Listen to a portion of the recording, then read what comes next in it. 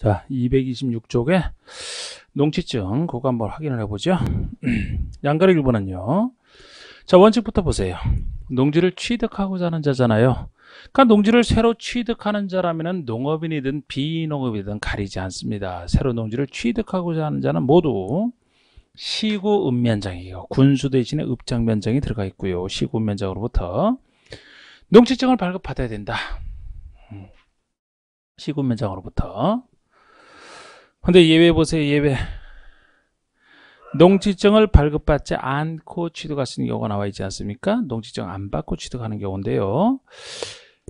요것이 1, 2, 3, 4, 5번까지가 아까 제가 예외적 수요 중에서 나머지라고 표현했던 거예요. 나머지라고 표현했던 것이거든요. 그리고 6번이 농업법인의 합병, 그리고 7번이 공유농지 분할, 그리고 시효 완성까지 말씀드린 겁니다. 8번, 9번도 있지만 이건 이제 특별한 법률에 따라서 하는 것이라, 물론 그것도 있지만 특별법에 따라 하는 거, 그 정도 밑줄 거는 거 위주로 해서. 그러면 양가로 2번의 발급 절차를 보시면은 원칙은 농업경영서를 작성하여 발급 신청 들어가는 게 원칙인데요. 예외 보시면 다음의 경우는 농업경영서 작성 없이 발급을 신청할 수 있는. 그러니까 요거는 발급은 받아야 되지만 경영계획서 작성이 필요 없는 경우 아니겠습니까? 발급 받아야 되는 요소 기억하셔야 돼요. 요것이 분리비축 주어 신학 철학이 말했던 겁니다. 따로 기억하셔야 되는. 그래서 박스에 보시면은 1번에 학교동의 실습제 학이요, 2번에 주말천농의 주, 3번이 전용 허가의 허, 신고의 신, 그리고 4번에 천호이면 나오는 거, 5번이 바로 영농이건 분리농지를 얘기하잖아요. 6번이 비축농지를 얘기하고, 그래서 그 밑에 적어놓은 게 이제 분리비축 주어 신학 천호이면까지 적어놨잖아요. 이렇게. 일단 그 정도로 보십시다. 그 정도로 보시고요. 넘겨보세요. 네모난 그냥 4번에 나오는 것이 이게 처분 의무와 관련된 겁니다. 처분 사유와 거기에 따라서 이제 나오는 것들이 있는데, 이건 제가 다음으로 미룬다 했어요. 다음으로 5, 6월달에 미룬다 했고, 넘겨보세요. 230쪽 보시면은 이제 농지 이용 파트가 나와요. 뭐 대리 경작자 지정도 나오고, 옆에 페이지 2번에 보시면 농지 임대차가 나오는데, 농지 임대차는 지금 해드리겠습니다. 농지 임대차요. 자, 요거죠. 이제 이쪽 파트로 왔어. 농지 임대 사용대차, 농지 임대차로. 원칙은 안 돼요. 농사 지을 사람이 농사 지어야 되니까 원칙 보시면 원칙적으로는 임대 무상 사용하게 할 수 없다. 없는데 예외적으로 허용되는 경우가 박스에 예외적으로 나와 있어요. 예외적으로 나와 있습니다. 예외적으로 임대 사용되는 경우. 그래서 농지만큼은 여러분들이 그냥 계약 당사자가 한다라고 되는 게 아니고, 농지법상 임대나 무상 사용이 허용되는 경우에만 계약을 맺어서 하는 겁니다. 허용되는 경우에만 이렇게 따로 돼 있어요. 자, 그러면은 여러분 아까 우리 이 틀에서 경영할 자가 소유되니까 원자로 남에게 못 빌려준다 그랬죠? 그러면은 경영 안 할 자라면 남에게 빌려줄 수 있다. 이쪽 원칙이 그쪽 원칙으로 하고 이쪽 예외가 그쪽 예외로 갈 거 아닙니까? 그래서 경영을 안 할 사람이니까 남에게 빌려줄 수 있다라고 보시면 돼요. 그런데 경영 안 할 사람이니까 빌려줄 수 있다라고 보면 되는데, 이 안 할 자 중에서 일부는 농업 경영만 안 할 뿐이지 농업 경영처럼 특수 목적에 써야 되는 경우가 있어요. 농업 경영과 비슷한 경우가 있어요. 여기서 어떤 데 써야 된다는 점에서 비슷한 거예요. 그게 어느 경우냐 하면은 이 두 가지 경우를 얘기합니다. 이 두 가지 경우를 얘기해요. 학교 등의 실습지로 취득했으면 실습지로 써야 되죠. 그죠? 주말 체험을 하고자 취득했으면 주말 체험 영농 목적에 써야 되잖아요. 경영은 아니지만 특수 목적에 써야 되지 않습니까? 지금 여기서 경영할 사람이니까 본인이 경영하라고 남에게 못 빌렸어요. 그럼 여기는 경영은 아니지만 특수 목적에 쓰려고 취득했으면 그 목적에 본인이 써야 되잖아요. 남에게 빌려줄 수 없다 그래야 된다고. 그래서 이거 같은 경우는 국가재자가 가지고 있는 경우 어떤 특수 목적에 써야 되는 거 아니잖아요. 아니잖아. 특수 목적에 쓰는 거 아니잖아. 이런 것들 다. 근데 이것만 특수 목적에 써야 되거든. 그래서 요 경우는 남에게 못 빌려주는 예로서 기억을 하셔야 되고, 나머지 예외적 소유는 빌려줄 수 있는 사유로 기억을 하시되, 빌려줄 수 있는 사유가 그 외에도 또 더 추가적으로 많잖아. 이번엔 경영할 사람이라 하더라도 아까 제가 얘기했듯이 군대 가서 못한다, 뭐 감옥에 들어가서 못한다. 그러면 남에게 빌릴 수 있어야지. 공직 취임 때문에 못한다. 병이 걸려서 못한다.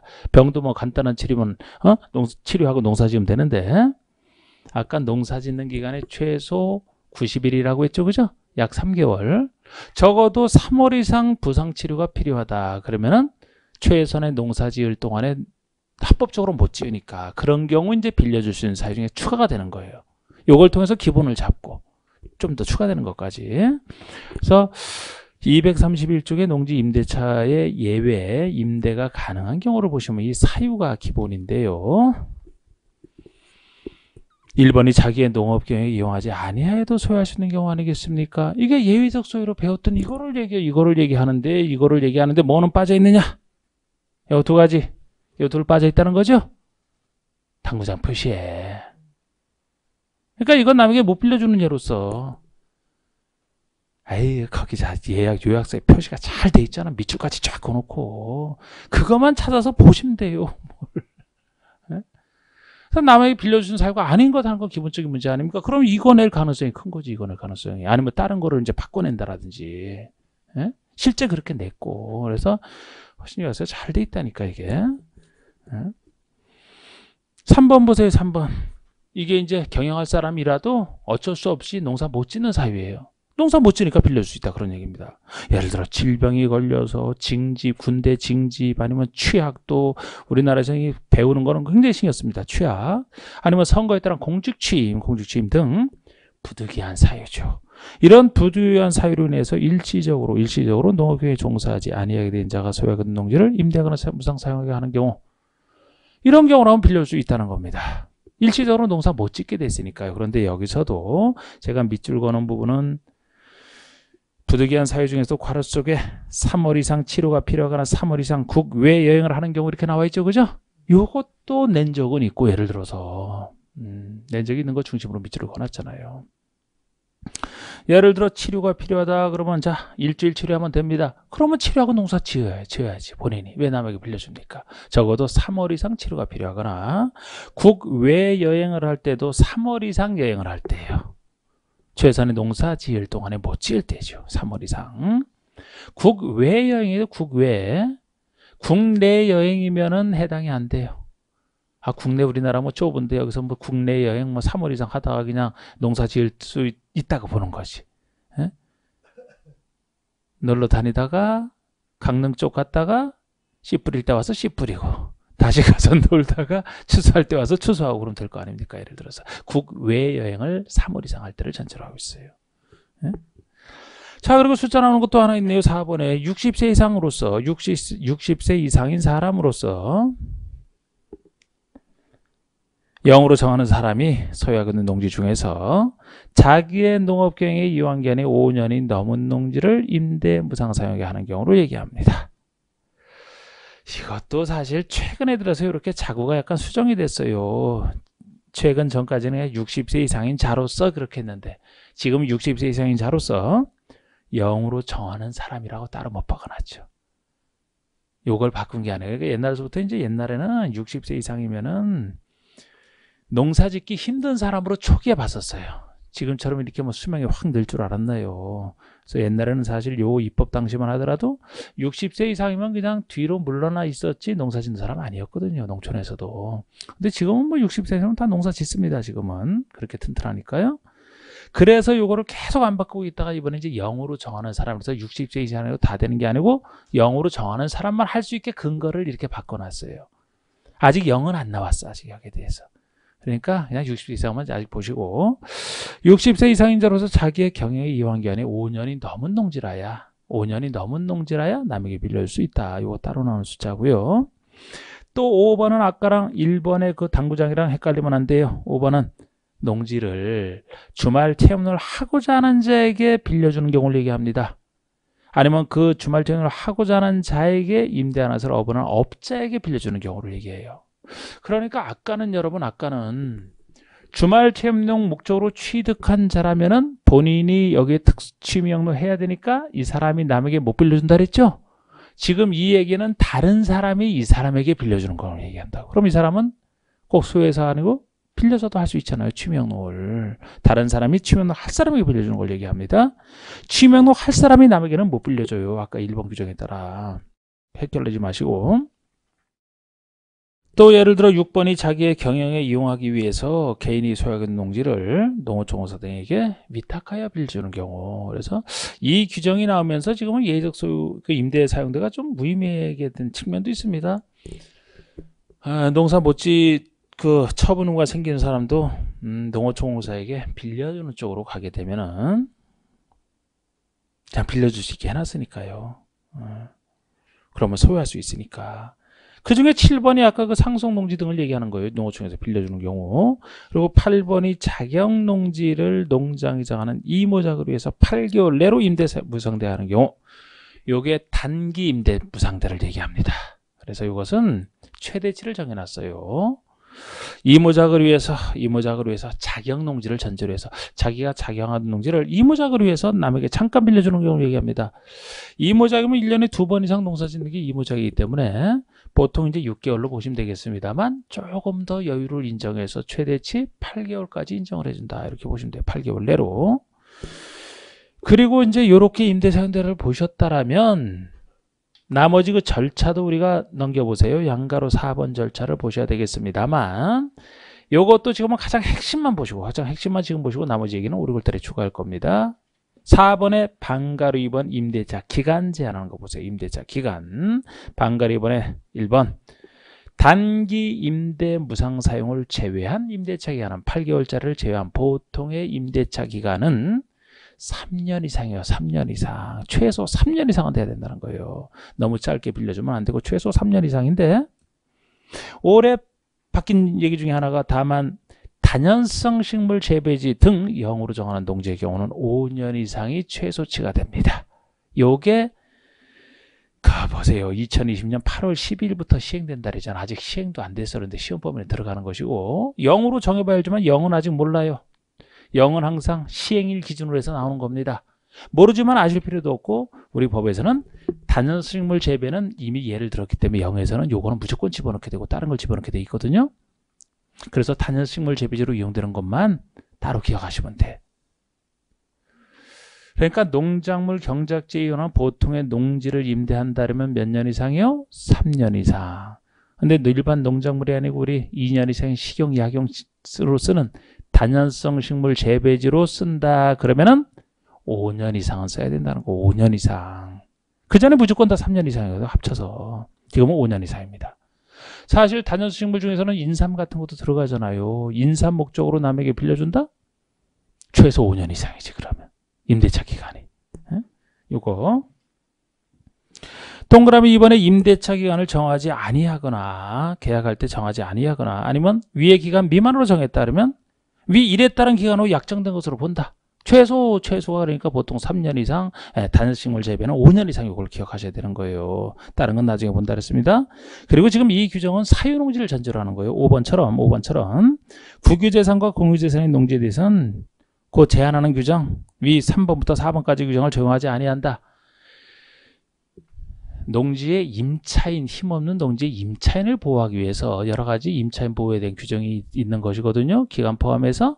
그렇기 때문에 국유농지, 공유농지라면 국가지자체가 임차인을 위해서 보호를 잘해줄 거 아니냐. 그러니까 그건 적용할 필요 없다. 하여튼 자기네들은 적용 안 받겠다는 겁니다. 사유농지를 전제로 해서. 자, 일단 그 정도로 좀 보여드렸고요. 그 정도만. 자, 우리 보전 한번 보시죠. 보전에 관한 건 농지 보전에 대한 건 농업진흥지역 뜻만 보시면 돼요. 농업진흥지역이 농업을 진흥할 지역이니까 우리 국회법에서 볼 때는 이곳에 있는 농지는 농림지역 지정할 땅에 들어갔잖아. 농림지역. 농사를 잘 지어야 될 땅이니까요. 자, 지정권자는 시도지사입니다. 농장이 아니고 시도지사가 지정을 하대. 시도지사가. 농장의 승인을 받아 지정해요. 농장의 승인을 받아 지정을 합니다. 지정 대상인 곳은요. 그 아래 양가리 2번 녹지와 관농자에 있는 땅을 대상으로 합니다.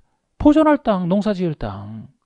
주상공이면 개발할 땅이라 농사지을 땅이 아니잖아요. 주상공에는 농업진흥지역 지정을 아예 못하고 보존할 땅인 녹지와 비도시에 지정을 하되 녹지지역 중에서 특별시 녹지지역은 특별히 빠진다. 이런 느낌으로 특별히 안 된다. 주상공은 처음부터 안 되고 특별시 녹지지역까지 안 돼요. 이 농업진흥지역은 둘로 다시 구분할 수 있어요. 양가로 3번 얘기입니다. 농업진흥지역 속에 두 가지 구역으로 구분할 수가 있어요. 판가로 1번 농업진흥구역과 보호구역으로 두 가지 구역으로. 계란이 농업진흥지역의 하나의 계란이라면 노른자에 해당되는 게 농업진흥구역이요. 흰자에 해당되는 게 노른자를 보호할 흰자에 해당되는 게 보호구역이다 보시면 돼요. 말도 그렇게 돼 있잖아. 보호구역이라고. 그래서 농업진흥구역은 농업진흥을 도모해야 되는 다음에 해당하는 지역. 그래서 가나 둘로 나눠져 있지만 둘 중에 하나지만 다 농지 집단화 이런 얘기랑 관련돼 있는 걸로 보시면 돼요. 그러니까 농지 집단화니까 예를 들어 농업진흥지역 중에서도 뭐 평평하고 평야지대에 있는 농지 같은 거 다 진흥구역일 겁니다. 에? 그런데 보호구역은 뭐냐? 진흥구역을 보호하겠다는 거예요. 그래서 무엇을 보호할 것이냐? 진흥구역의 용선 확보나 수질을 보여서 농업환경을 보호하기 위해서 필요한 지역, 농업진흥구역을 보호하겠다는 게 보호구역이 됩니다. 그래서 평야지대 예를 들어서 저수지 물이 필요하다. 그래야 농사를 잘 지니까 그럼 그런 곳에 지정되는 게 보호구역이 되는 거예요. 그래서 진흥구역과 보호구역을 합쳐서 진흥지역이라고 합니다. 일단 그 정도만 보시고요. 행위제한 역시 나중에 살짝 보여드릴 것에 들어가고 235쪽에 농지 전용에서 뼈대 잡고 기본 흐름 잡고 하겠습니다. 자, 이제 전용 파트까지 넘어왔어요. 전용 파트까지. 농지 전용. 농지를 농지 외의 것으로 쓸 때 어떻게 하느냐? 원칙은 전용 허가를 받는 겁니다. 농지 전용에 대한 이제 허가를 받는 거, 이 허가도 누구에게 받느냐? 농림축산식품부 장관에게 받는 게 아주 특이합니다. 원래 공법에서 개별적인 허가는 시장구조청장에게 주로 내게 하죠. 그런데 이거는 농지에 대한 개별적인 전용 허가지만 장관이 직접 나선다는 점에서 특이한 거예요. 그러니까 농지부에서는 농지를 굉장히 아낀다는 걸 볼 수가 있어요. 농지를 농지 외의 다른 용도로 망가뜨리는 거 아닙니까? 그러니까 신중하게 하라고 장관에게 받아야 된단 말이에요. 까다롭게. 새로운 농지 취득할 때는 시군면장에게 권한 행사하기 위해서 좀 더 세밀하게 따져보게 하고, 망가뜨리는 것은 쉽게 못 망가뜨리도록 농장에게. 특이한 겁니다. 그러면 이게 원칙이 전용 허가인데 이 허가를 받지 않고 할 수 있는 예외 중에, 전용 허가가 아닌 예외 중에 전용 협의 대상이 3가지가 있어요. 전용 협의 대상이 3가지가 있고 간단한 전용 신고 대상이 크게 2가지가 존재하고, 그리고 농지를 농지 외의 다른 용도로, 타 용도로 잠깐 쓰기 위한 일시 사용을 위한 허가와 타용도 일상 허가와 신고, 이렇게 둘로 나눠져 있습니다. 전용 협의는 다른 법에는 행정기관이 협의한다 그랬잖아요. 누구랑 협의하느냐? 농림축산식품부 장과 협의하는 걸 얘기하고요. 전용 신고는 간단한 신고이기 때문에 농장까지 가는 게 아니고 시장, 군수, 구청장에게 신고하는 것이 나오고 있고, 요거는 허가 신고라 하더라도 농지를 농지에 잠깐 쓰는 것이 한 거에서 잠깐 쓰게 한 것이라 허가라 하더라도 신고라 하더라도 다 시장군수 구청장이 되는 거예요. 시장군수 구청장. 간단한 것이라. 이런 점에서 이렇게 좀 잡으시고 사유를 구별하시는 사유를. 특히 이 중에서 자, 일단 전용협의 기본틀만 좀 말씀드리면, 이 전용협의는 협의 대상이 3가지가 있는데요. 농지를 망가뜨리는 행위 3가지. 농지를 망가뜨리는 행위 3가지. 다른 법에 한 행정기관이, 다른 법에 한 행정기관장이 그 법률에 따라서 어떤 행위를 할 때냐, 농지를 망가뜨리는 행위를 한다 그러면 농지를 함부로 망가뜨리면 안 되기 때문에 농지법상 농지를 지키는 대장격인 농장과 미리 협의를 해서 하라, 그런 쪽으로 보시면 되거든요. 예를 들어서 농지가 있는 땅에 주상공을 지정을 한다 그러면 농지가 포함되는 땅에 대해서 새로 주상공 중에 하나를 지역을 지정한다 그러면 도시군 관리계획 결정권자가 관리계획 결정을 해야 되죠. 그 전에 누구랑 협의를 해야 되느냐? 농장과 협의하라는 거예요. 농지가 있는 땅이 주상공으로 지정되는 순간에 개발할 땅이 되기 때문에 더 이상 농사 짓기 힘든 땅이 돼버리지 않습니까? 농지 파괴되지 않습니까? 그럴 때 협의하라는 거예요. 다 그런 식의 얘기란 말이에요. 그 다음에 전용신고는 간단한 전용이니까 신고다라고 보시면 되고, 크게 두 가지가 있는 게 아까 영농요건 분리농지 같은 거, 영농요건 분리농지 같은 거 어차피 농사짓기 힘든 땅이라 농지로서 보호가치가 없어요. 그런 건 당연히 간단한 신고로 충분하고 보호가치가 없으니까. 또 하나는 보호가치가 있는 농지를 하더라도 주로 농민의 생업용 목적으로 전용할 때, 항상 농지는 농민을 위해서 존재하는 거 아닙니까? 그죠? 투기를 하는 사람들에서 존재하는 건 농민에서 존재하기 때문에 농민들이 농사 짓기 위해서는 살 집도 지어야 되고 어떤 다른 뭐 축사 이런 거 다 져야 되지 축사는 여기서 얘기하면 안 되지. 이건 전용이 아니니까. 그 생업용 먹고 사는 일과 관련된 그런 건물을 지어야 된다라면은 그런 것을 해서 전용하는 것은 굳이 센 통제를 할 필요가 없잖아요. 농민의 생업을 위한 건축물과 영유권 분리농지 크게 두 가지가 전용 신고 대상이 됩니다. 그리고 타용도의 시장이라면 농지를 농지의 다른 용도로 잠깐 쓰는 것이기 때문에 이게 둘 다 특징이 어떤 것이냐면은 농지 복구 조건을 붙이게 돼 있어요. 농지 복구 조건부로만 가능합니다. 어떤 조건을 붙여야지만 가능한데 이 농지 복구 조건부로만 가능한 유일한 허가. 다른 데서는 조건 붙일 수 있지만 여기는 반드시 조건을 붙여야만 되는 유일한 허가예요. 농지를 농지 외에 다른 용도로 잠깐 썼다. 쓰고 나서 그대로 방치하지 말고 썼으면 잠깐 썼으니까 농지 복구 조건을 붙이게 되면 그 일을 하고 나서 조건이 이해가 되면 농지가 복구될 거 아닙니까? 일시 사용이라 그렇습니다. 이거 둘의 공통점이고요. 허가 신고의 양쪽에 관련되는 것도 있지만 여기만 있는 거 여기만 있는 것도 따로 있어요. 따로 있습니다. 예를 들어서 대표적으로 주 목적 사업을 위한 현장 사무소를 설치하는 쪽으로 쓴다라면은 어디 목적 사업을 해야 되는데 목적 사업을 한 현장 사무소 설치를 농지에다 해야 되겠다라면 그거는 기본적으로 공사하는 사업하는 동안만 쓰면 되지 않습니까? 사업하는 동안에만 쓰고 나중에는 농지로 복구하면 되는 이게 일시사용인데 예를 들어 허가 대상이라면은 그 목적 사업이 필요한 기간 내내 쓸 때는 허가 6개월 내에서 잠깐 쓸 때는 신고 그런 식으로 나눠지거든요. 기간에 따라서 똑같은 사유 같은 거 아니면 이제 여기만 있는 거 여기만 있는 것도 있어요. 예를 들어서 이 매립지에 뭐 전기사업용 태양에너지 발전 설비를 설치한다. 그거는 5년 내에서 쓰기 때문에 허가 대상이 되고 여기만 있는 얘기고 그건 6개월 내에서 무슨 뭐 태양에너지 발전 설비 설치해놓고 6개월 쓰고 말겠습니까? 그건 허가 대상만 나오는 얘기고 아니면 뭐 신고 대상에만 나오는 것은 농사 짓고 남은 난 농지를 겨울에 이제 한 차례 그 얼음 얼려 갖고서 애들 거기 와서 이제 그 얼음 썰매장으로 쓰게 하는 거. 그런 거 잠깐만 쓰면 되잖아요. 잠깐 쓰는 거 다 6개월 내로 쓰는 게 신고 대상이란 말이에요. 그렇게 하거나 나중에 봄 되면 농사 지으면 되니까요. 하여튼 이런 식으로 느낌 잡으시면 되는데 전용허가 한번 보세요. 235쪽의 전용허가가 원칙이 전용허가입니다. 1번에 농지를 전용하고자 하는 자는 누구에게 농장의 허가를 받아라. 그래서 원칙적 전용허가는 농장이고 양가 1번에 전용허가를 받지 않고 전용할 수 있는 경우가 이제 아까 저 예적소에 속하는 거 저기랑 몇 가지가 더 있을 뿐이에요. 그것도 나중에 좀 더 제가 보여드리고 자 다른 것들 봅시다. 예외 2, 3, 4번 자 2번이 전용 협의 대상이잖아. 전용 협의 대상. 주무장관 지자체장은 다른 법에 한 행정청을 전주로 합니다. 다른 법에 한 행정청이 협의를 해요. 다음의 경우 농장과 미리 전용 협의를 하라. 농장과 협의를 해야 될 대상이 세 가지가 나와 있잖아요. 1번이 도시지역의 주상공을 지정하거나 도심계획시설을 결정할 때 그곳에 농지가 포함되어 있다. 그럼 주상공이 지정되는 순간에 농지 파괴돼. 도심계획시설을 결정해서 설치하는 순간에도 농지 파괴되지 않습니까? 이럴 때 또 하나 2번은 계획관리지역의 지구단위계획구역을 지정할 때 그곳에 농지가 포함되어 있다. 역시 비도시 계획관리는 비도시지역이지만 지구단위계획구역이 지정되면은 개발이 되니까 역시 농지 파괴되겠네요. 세 번째가 도시지역의 녹지나 개발제한구역의 농지에 대해서 비록 도시지역이지만 다 개발할 땅은 아니라고 했죠.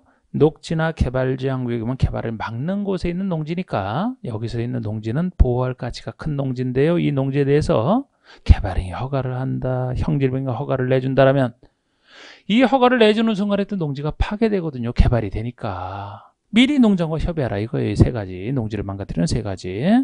그리고 3번의 전용 신고 대상이 크게 1, 2번 둘로 나눠져 있잖아요. 양가리 1번이 농업인의 생업용 부지로 전용할 때를 얘기합니다. 그런 느낌으로 둘 다 신고는 시장거주구청에서 신고한다는 거 제가 밑줄 그어놨고, 그죠?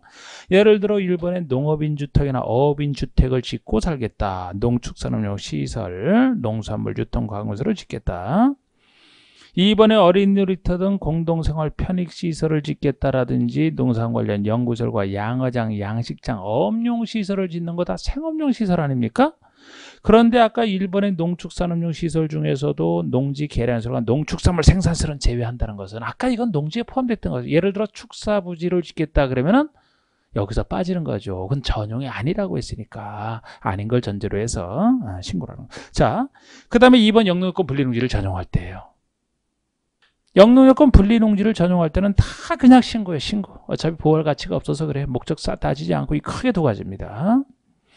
그 다음에 4번에 농지의 타용도의성 허가를 보시면 허가 일단 일생 허가.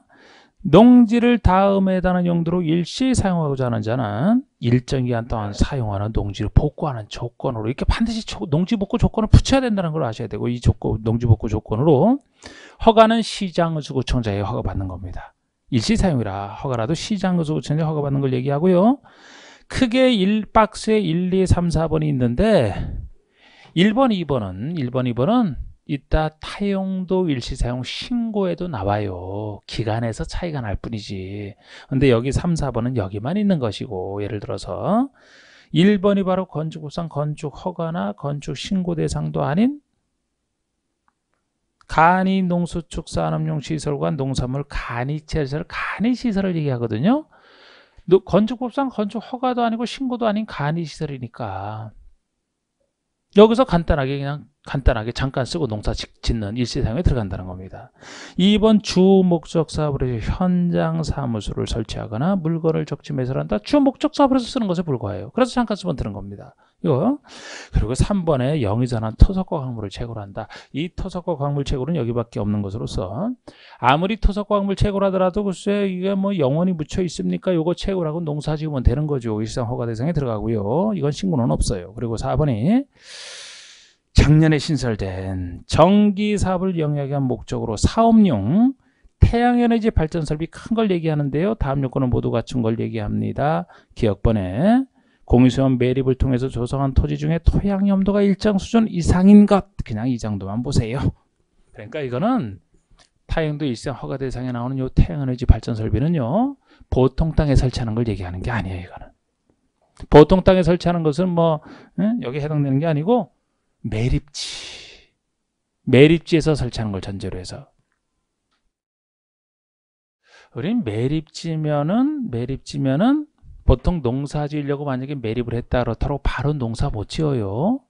매립은 됐지만 토양 염도가 어느 정도 빠져나가야 농사를 짓기 때문에, 그래서 한참 방치한 다음에 나중에 토양 염도가 이제 다 농사 지을 수준으로 회복됐을 때 이제 농사를 짓는단 말이에요. 그동안에 이거를 잠깐 설치해서 쓰겠다는 거지. 그래서 보통 태양에너지 발전소는 여기 들어가는 게 아니고 그건 전용 허가 대상으로 들어갈 텐데, 여기서는 잠깐 쓰는 매립지에서 일정 염도 이상일 때 일시 사용 허가를 받아 쓰는 걸 얘기합니다. 매립지를 전제로 해서. 양가로 2번의 일상기간을 어떻게 다 보겠습니까? 그런데 예를 들어서 주목적 사업은 현장 사무소 같은 게 아까 간이시설이 7년이고 연장은 안 해. 7년이고 주목적 사업을 한 게 주목적 사업에 필요한 기간 내에 쓰는 게 허가 이렇게 나와 있고, 특히 제가 볼 때는 동그라미 4번 태양에너지 발전 설비는 5년 내에서 허가받는 거예요. 5년 내에서. 그런데 이건 연장할 때가 제일 길어요. 그렇죠. 이거 태양에너지 발전 설비가 그래도 한참 돈 자본 투자해서 하는 건데 5년 내에서 허가받지만 최대 15년까지 연장할 수 있어요. 연장할 때 한 번에 3년을 넘기지 못한다는 제한은 있지만 최대 15년까지. 그러면 처음에 5년 동안 최대 허가를 받고 나서 그 이후에 연장할 때 최대 15년이니까 합이면은 5년, 15년, 20년까지 쓸 수 있어요. 근데 이 정도까지 쓰게 되면 그때는 토양 염도는 완전히 싹 빠지겠죠, 이제는. 그래서 요것만 좀 특이하게 이렇게 깁니다. 요건 좀 기억해 둘 필요가 있을 것 같고요. 일시사용 신고 보세요. 일시사용 신고 넘기시면 아까랑 구전 똑같은데 더 간단한 신고이기 때문에 사유를 보시면 돼. 농지를 역시 다음에 단위로 일시 사용을 하는 자는 일정 기간 동안 사용하는 농지 복구 조건. 농지 복구 조건은 똑같아요. 이건 기본인데 일시 사용이 여기서 몇 개월이에요? 6개월이 최대치야 말이야. 간단한 신고라 6개월이 최대치입니다. 이건 통일해서 6개월. 6개월 내에서 사용하는 농지로 원상 복구한다는 조건으로 시장 소유처에 신고하면 되는데 1번은 여기만 있는 것이고 2번은 아까 양쪽에 공통된 얘기였죠. 썰매장이나 지역 축제장으로 쓰는 걸 얘기합니다. 애들 노는 거 썰매장으로 쓰는 거. 지역 축제장으로 뭐 송어 축제 막 이런 거 하는 것도 다 그 농지에다가 그 한때 하고서 다시 농사 짓거든요. 그래서 썰매장이나 지역 축제장으로 쓰는 것은 일상 신고만 나왔는데 이거 6개월이 한도고요. 예를 들어 2번에 아까 간이시설과 주목적 사업을 위한 시설 나오잖아요. 아까 간이설은 7년 내에서 쓴다 그러면 허가, 6개월 내에서 쓴다 그러면 신고. 주목적 사업을 위한 거 목적소에 필요한 기간 내내 쓴다 그러면 허가, 6개월 내에서 쓴다 그러면 신고. 이렇게 나누시는 거죠. 이건 공통되는 특징은. 네. 자, 일단 요렇게까지 했습니다. 우리 책에 나와 있는 것 중에 좀 더 살붙일 것은 얼마 많지 않은데 요건 제가 5, 6월달 완성할 때 하면은 되고 일단 이 정도로 해서 농지법 이제 끝났고 농지법 끝났고 하여튼 오늘도 뭐 나오시느라고 고생 많이 하셨는데 오늘은 뭐 좀 일찍 돌아가시고 다음 주부터 이제 5월, 6월에 걸쳐서 이제 총 9회로 최종 이론이 요약서로 전개가 될 거예요. 요약서로. 다음 주는 순전히 요약서로만 합니다. 그 요약서로 하는 것을 가지고 이제 끝까지 여러분들이 이론으로서 써먹어야 되기 때문에 요약서로만 하시면 충분히 남아요. 자, 오늘 여기서 마치겠습니다. 수고하셨습니다.